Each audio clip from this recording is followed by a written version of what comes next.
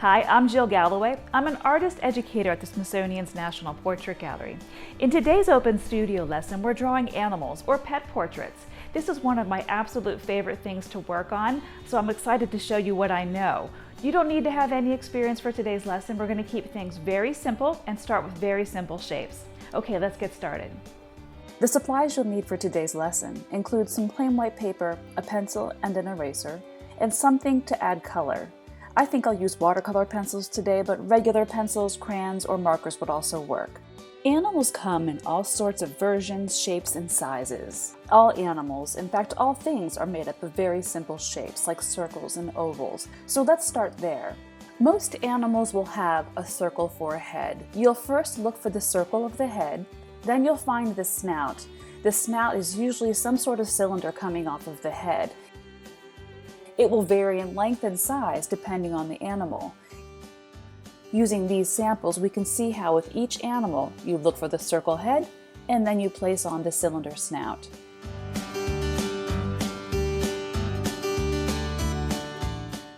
My sitter for today is this guy. This is a portrait in our collection called American Pet by Eddie Adams. We'll start with a circle for the puppy's head.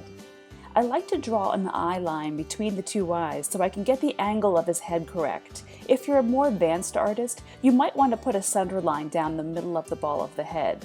This will help you keep things symmetrical.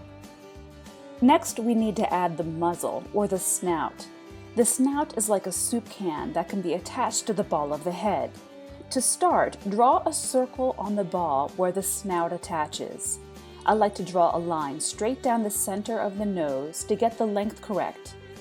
Measure, don't guess. You'll want to make sure you have the right length on that nose. It's easy to make noses too long. Connect the two sides of the circle. This makes the cylinder.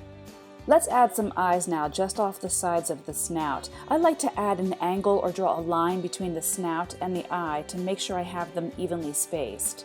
Don't spend a bunch of time making details here now. If you put too much time into these eyes and they're on the wrong spot, you're going to have to take them off and move them.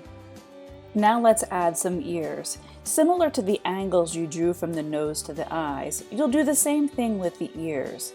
Compare the ears to make sure they're symmetrical by drawing an imaginary line between the tops and the bottoms. Now attach a body. When you're sure everything is in the right spot, you can add some details and then you can add some color. Remember, I'm using watercolor pencils. With that medium, you lay down a bunch of pencil first and then just add water to smooth it out. Thanks so much for joining me for today's open studio lesson. I hope you made some great pet portraits. I would love to see your results. If you wouldn't mind posting them on social media with the hashtag MyMPG, then we can all check it out. Thanks again, and we'll see you next time.